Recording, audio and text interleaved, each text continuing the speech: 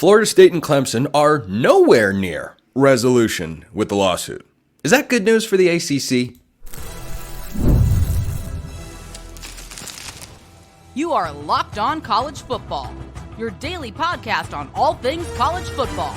Part of the Locked On Podcast Network, your team every day. Welcome, everybody, to another episode of Locked On College Football. I'm your host, Spencer McLaughlin. Thank you so much for making this your first listen or your first view every day. Part of the Locked On Podcast Network, your team every day, and your daily source to stay up to date with the biggest stories in the greatest sport on planet Earth. Today's episode is brought to you by our friends over at Monopoly Go. This fast-paced game lets you team up with friends for tournaments to unlock awesome prizes like unique stickers for trading, cool playing pieces, and hilarious emojis for taunting your friends. So download Monopoly Go now free on Google Play or the App Store. Game on. Plenty to get to on today's show, including: is Ohio State still the favorite in the Big Ten? What's Washington going to do once they get there? Coming up on today's show, but we start in the ACC. And Florida State and the ACC have been at this for over 4 months now, and the indications and all the articles and all the reporting are that they're not even close to coming to a resolution. I thought about whether that'd be good news for the ACC or Florida State, but an update for those of you who have not been keeping tabs on this as closely as I have recently. The ACC was kind of delivered a legal victory, sort of, slightly, in the North Carolina case, because there are two contrasting lawsuits here. I haven't even mentioned Clemson yet, because I'm not mentioning Clemson. This is just about the Florida State angle. Florida State sued the ACC, but then the ACC countersued Florida State. And they're both trying to argue the same thing, which is the other side is acting in a way that's harming us. Florida State's trying to say, well, they have, miscalculated realignment and they've locked us into this harmful grant of rights deal. And the ACC is saying, well, Florida State is essential to our business model, to our league, and they're harming us by trying to leave. So these two sides have struggled to agree on mediators. They have slowly and methodically pushed this stuff along at a glacial pace. And I got news for you. If you're looking for resolution on this stuff, which we all are, it does not look like it is arriving anytime soon. There has been discussion about June 30th because then they could leave or announce they're leaving before SMU and Stanford and Cal officially join the league, which takes place on July 1st, and that could have implications. There is absolutely, positively nothing to indicate that this will get settled before then. And I think it eventually comes to a settlement, but the longer this is going on, the more I think the ACC has got a better chance than I originally gave them to try to hold out here, because they got a small win and Florida State has not been able to slam dunk this thing home. They haven't been able to get to a place where they can say, yeah, we're just racking up the legal wins, we're dominating. Contrast that with the NCAA. The NCAA has been in court for the last several months, and they've been getting worked. You look at the USC case. That didn't go very well. You look at Dartmouth? I think it was the Dartmouth men's basketball players, or one of those Ivy League schools that determined, yeah, these guys can form a union because they are, essentially employees of the university. They can do that sort of stuff. Yeah, NCAA's foundational argument there, even though I think the lawsuit was against the university, they lost that one. They brought a lawsuit in the NIL case against Tennessee. They lost that one as well. And then there's this House case. House v. NCAA is one where the NCAA could be liable for several $billion in damages owed to student athletes who were not paid, that should have been able to make money over the many years. So I bring that up to say, when everything is trending in a particular direction, or when the law appears to be on one team's side, if you think of this as a literal football game that is just taking place off the field, you see some evidence of that. But to this point, all we have seen, it's pretty limited, because Florida State's actually appealing the ruling, of course, that went in the ACC's favor. We haven't seen anything to indicate that Florida State is, well, this is just going fantastically well. Now, the one thing they've got going for them is that the Attorney General in the state of Florida has also brought a lawsuit against the ACC to say you need to make this grant of rights document public if you're going to enforce it, and if you don't, it's not enforceable, and then we want to read it to figure out if it actually is enforceable. That's the one side that makes me think, okay, Florida State could be in a good situation here, and I talked about that when it first came out a while back on the show, but that's not actually a legal ruling. That's a decision by a politician, essentially, to really put her flag in the ground and say, I am on Florida State side. I want to be helping the Seminoles or the Florida State University here. But there hasn't actually been anything yet. So I think the longer that this drags out, the more time the ACC has to, number one, have their lawyers rack up some billable hours. That's the only one who's winning in any of this. Billable hours, undefeated in realignment, because we're 4 months into it and it feels like almost no progress has been made. There has been so little. Rulings have been inconsequential. They haven't determined locations. There are multiple suits. There are just a billion different things going on here, and they're not even close to getting resolved. And I see no way, just no way, that the June 30th deadline is going to be, or not. It's not even really a deadline. It's just a date to watch. I don't think that Florida State is going to have this all settled by then. Because if you're the ACC, are you trying to just get to the best number possible of Florida State? No, they're going to do what I think is misguided, because you can take an all-in approach and say, look, we're going to try and keep them around. We're going to try and enforce this grant of rights and keep Florida State and Clemson in the ACC. If they do that, best case scenario there for Jim Phillips, the commissioner, and then you just turn to the look-in clause in 2027 and see, well, are we really going to continue along with this contract? Do we want to renegotiate it? Should they be able to get out of it? And everything like that. But if the ACC goes that route and they lose, then they're going to lose big. Whereas I think if you settle with Florida State and Clemson, you get a bunch of money. You give that to the members that remain, incentivize them with those dollars to say, stay here in this league. Don't jump elsewhere. Don't try to get a Power 2 invitation. It's not worth it. It costs too much money. Don't go to the Big 12. Stay here, because we can now afford to give you this money, and you can fund yourself at the same sorts of levels that the Power 2 university, not the exact same level, but at the very least, a more comparable rate. Because if you get, the ACC has got 14 members right now, and they're losing, I don't even feel like doing math. But if they were to get several hundred millions of dollars from Florida State and Clemson each on their way out the door to the Big Ten or the SEC, well, that's, if my math is correct, and depending on how much it is, tens of millions of dollars that you can just give to your universities and say, look, you're worried about a revenue shortfall? Here's another $20-30 million, and that closes the gap. But unfortunately for those of us that want this to just be over with and a decision to just get made by Florida State and Clemson, that's going to be a while. It's going to be a while. This may very well drag all throughout the summer and into the start of the season, just as we all drew it up. Do you have Ohio State penciled in as the Big Ten favorite right now? You might. Not an illogical thing to do. Oregon is trying to make you think second about that.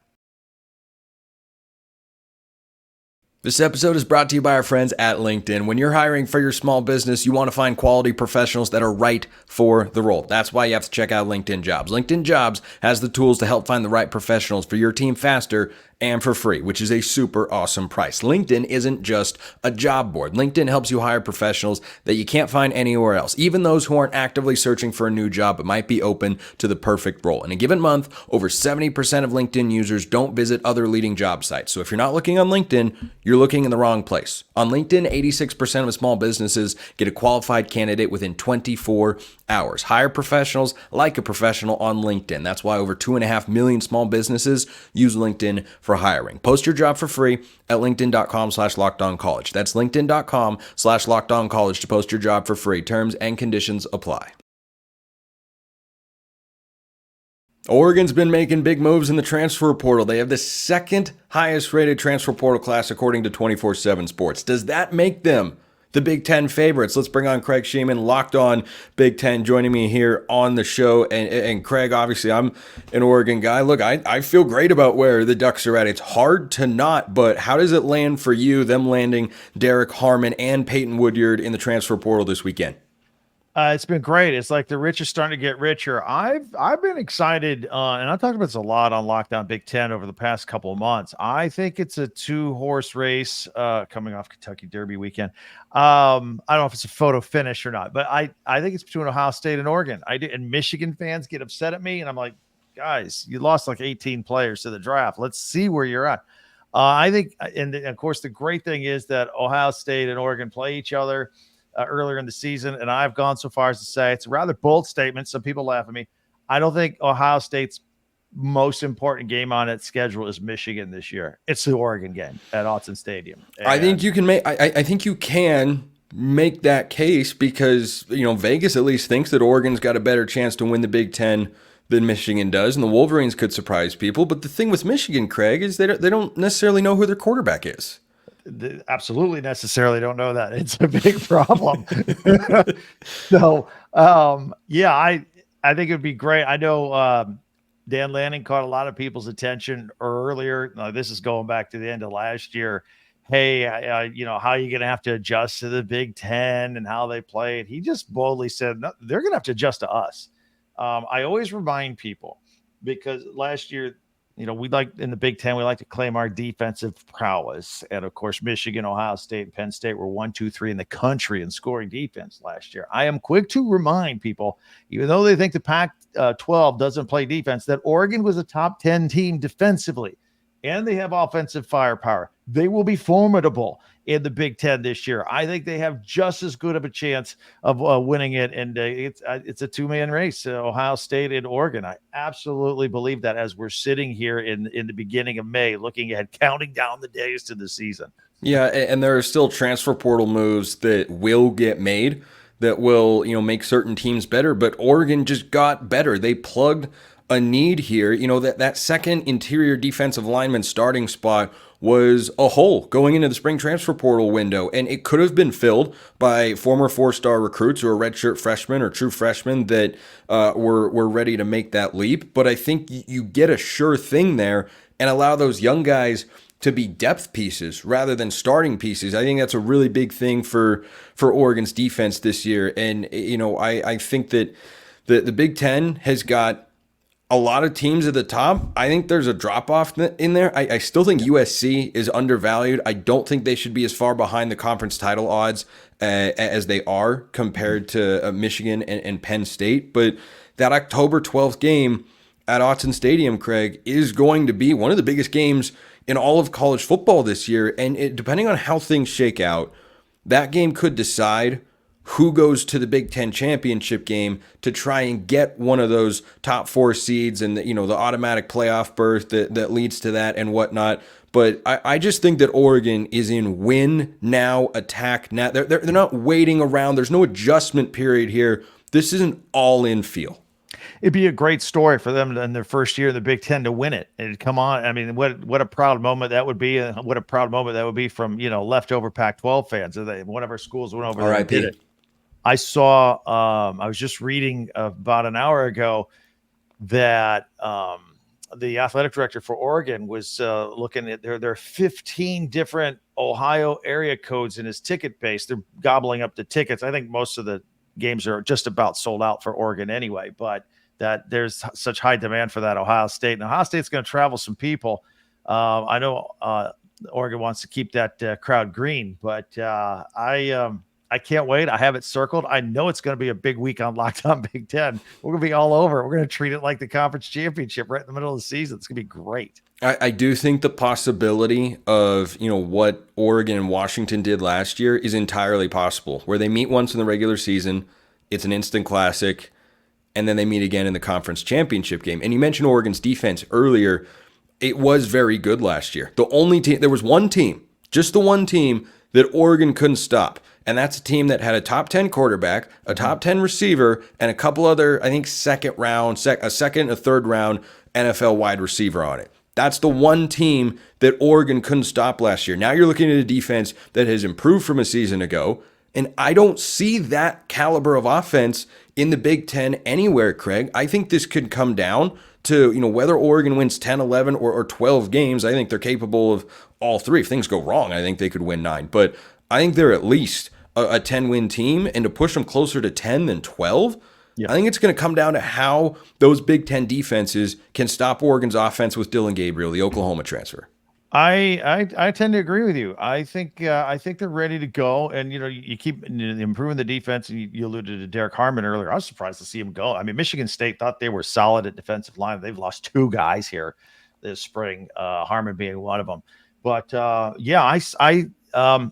you talk about the other teams in the Big Ten, and I don't think there's a clear-cut offense. Like, I think every team almost has question marks at quarterback, except a couple of the Pac-12 teams coming over. And I'm talking about teams with incumbents like Drew Aller. I don't know what's going on at Penn State with him. He clearly regressed. Well, I like what Penn State has done this offseason. I like their offensive coordinator hire, Julian Fleming from Ohio State. I think that helps. Another year in the system. James Franklin is still there. I think Aller has got a pretty high floor. The question is, can you hit his ceiling? Because if you can hit his ceiling, well, Penn State's they lose Manny Diaz, but they've had a strong defensive culture the last couple of years. James Franklin is a really good coach. I think the Big Ten is as open for them as it has been in the last couple of years, because you don't have a national championship caliber Michigan, or you don't have a dominant Ohio State the way other teams have been, because they have quarterback questions. And the thing about Penn State, they go 10-2 every year, and their 2 losses are always Ohio State and Michigan. They don't have to play Michigan this year. And this is probably the year maybe they would want to play them. But and on Penn State's schedule, they get Washington instead of Oregon. That is a major break. Now they have to go to USC, and I think that's going to be a difficult game. But amongst the Pacific Northwest schools, you would much rather play Washington than Oregon this year if you're Penn State. That's a break for the Nittany Lions. No doubt about it. And, there are people getting a little anxious over there in Happy Valley. They want something to happen. They want the next level. But I tell them, you go 10-2 again, like you have every year, and you always fall up short in the Big Ten. It's not going to matter now. You go 10-2 in the Big Ten, you're going to that 12-team playoff. Yep. There's going to be a postseason. We're going to have to get used to that. And you talk about how Oregon played Washington last year, and they turned around and played them in the championship game. There's going to be teams. Maybe it'll happen the first year. There's going to be a three-peat. There's going to be a series. It's like baseball now, best of 3. Just win the last one, and it's going to happen. It absolutely is going to happen. Yeah, I could see it. It's tough. Like it's definitely not impossible that Ohio State, Oregon play 3 times. I think 1 or 2. I mean, obviously they're going to play 1. I think 2 is a lot more likely than 3, just because there's so many variables in that particular equation. But they're also 2 of the top 5 national championship favorites this year. And I'll get you out of here on this, Craig. If I asked you today, after the Peyton Woodyard move could be impactful, getting the safety from Alabama, he hasn't actually played a snap of college football yet. Derek Harmon is the big addition for Oregon. With him there and Oregon more set at quarterback than Ohio State, would you favor the Ducks over the Buckeyes right now in a neutral field? It all comes down to quarterback, because I do think Ohio State, I think they're a little deeper, because they kept a lot of kids from going to the NFL. They really ramped up their nil situation to keep a couple borderline kids in. So they're deep. I'm not a fan of Will Howard. He's a 59% passer. I keep telling everybody this. So I don't know who's going to win that job. I mean, they got 5 quarterbacks to choose from. And none of them transferred.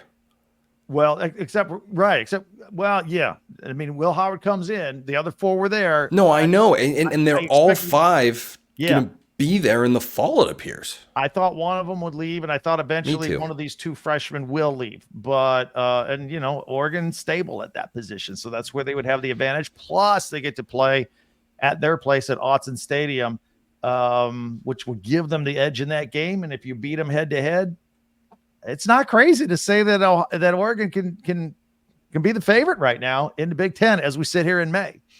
Craig Shemon, Locked On Big Ten. Check him out over there on YouTube or wherever you get your podcasts. Craig, thanks as always. You bet. Speaking of Washington, are they going to be better than people expect them to? Well, let's check in on Seattle coming up next.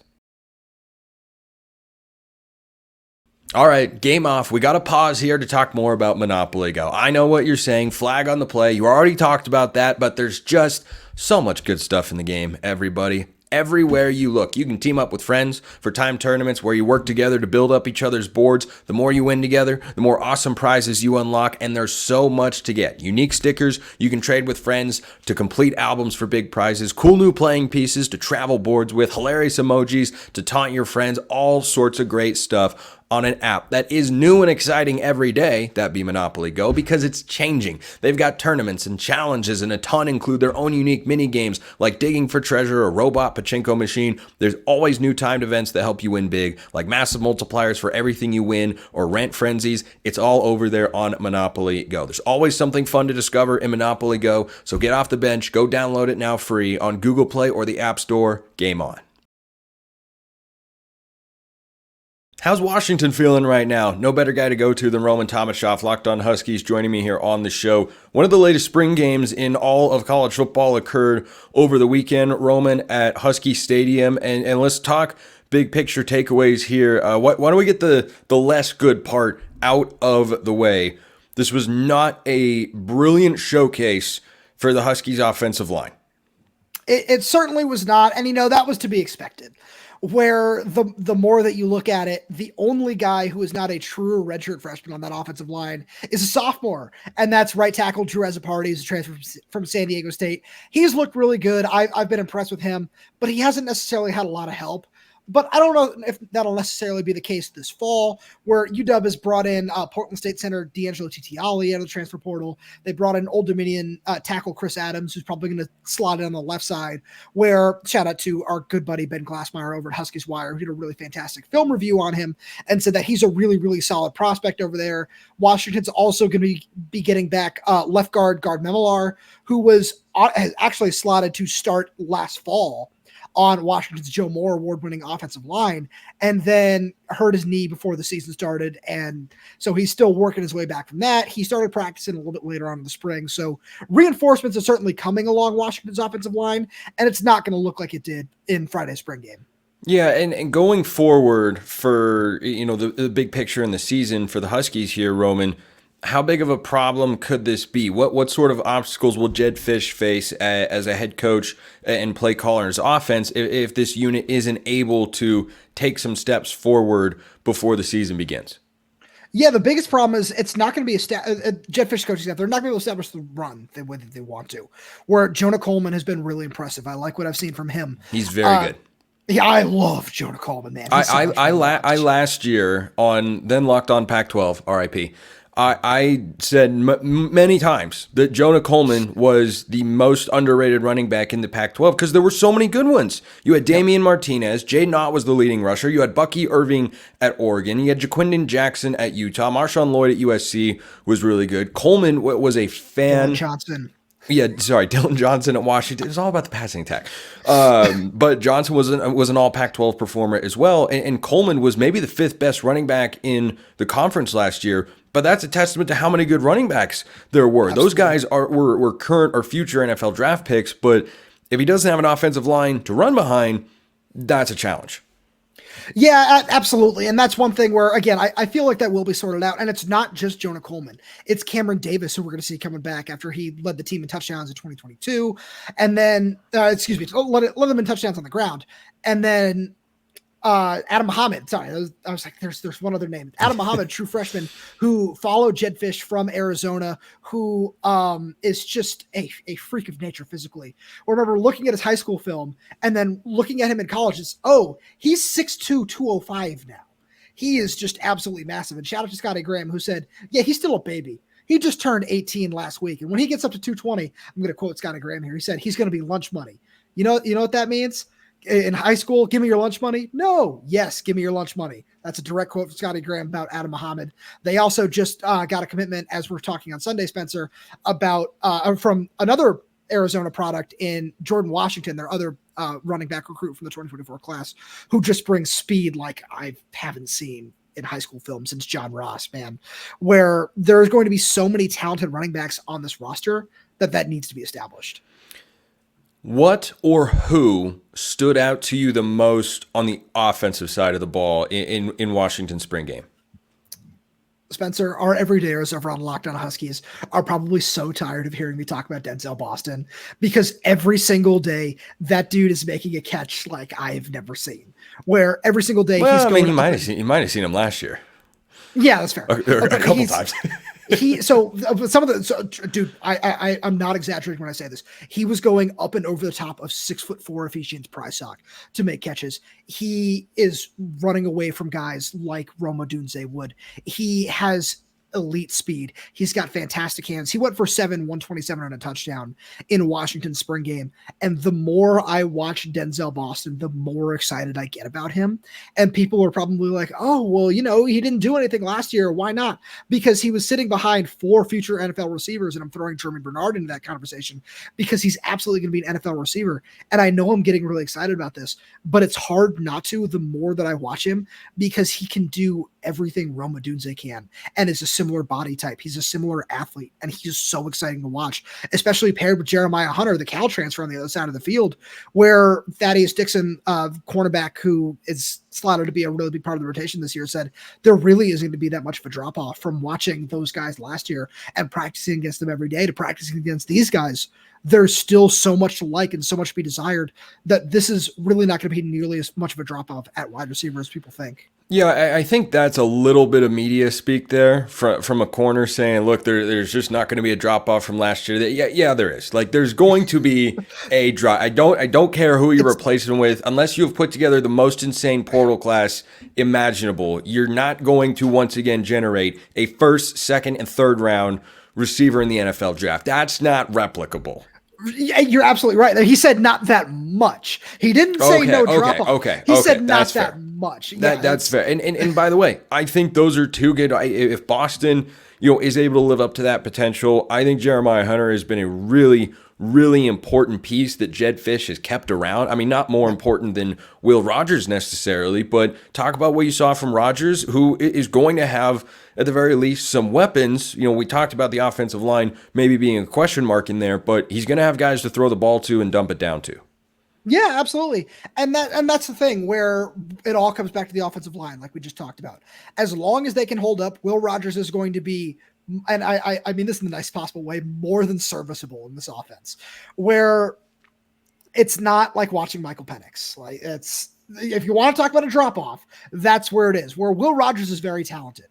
But watching the ball come out of his hands is just not what Michael Penix is. And those are very, very high expectations to live up to. But Will Rogers is the perfect guy to come in and distribute the ball to this offense this year because he can run the quick game that Jedd Fisch wants to with efficiency. And while he doesn't have nearly the same arm talent to push the ball down the field, he's shown that he can put the ball in the right spots. And with those two guys on the outside, they're going to be able to make plays. Is Washington's defense good enough for them to go over 7.5 wins? I mean, the prediction I've had on Locked On Huskies all offseason is 8 wins. So that's where I've had them. My big prediction when I look at the schedule is I think they win at Iowa. And the way I look at the schedule, that's win number 8. It's bold, I know, but that's my 8th win for them. I'd be curious to see what Vegas puts on a line for that game because, look, if you've got offensive line questions, Iowa's probably not the team to go against. There are better matchups. But again, that's also kind of a theme in the Big Ten, where they pride themselves on physicality and winning in the trenches, maybe a little bit more than the Pac-12 did in years past. But if it were at home, that's one thing. Going to Iowa, that's a challenge. It could very well hinge on that. I think Washington is probably in the 7 to 8 win range. I think 6 is more likely than 9, though. But here's my shred of optimism for Husky fans, and this is not even that tinfoil hat conspiracy theory, but just bear with me here. Okay. The last time Washington had a win total of 7.5, a new on-the-rise head coach coming from a less glamorous job with a veteran transfer quarterback, they went 11-2. And I'll just say I didn't predict them to go 11-2 that year.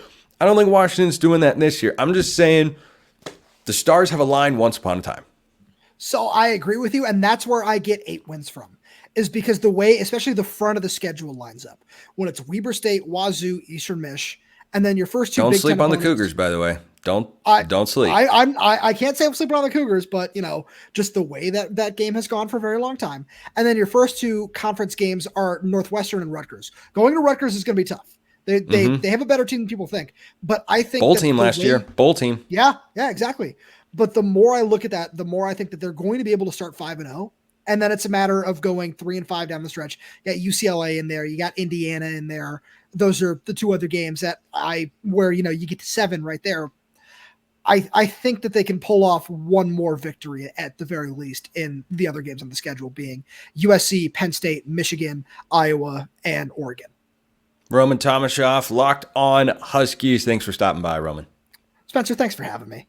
Appreciate everyone listening. I will see you next time. And until then, hope you have a wonderful rest of your day.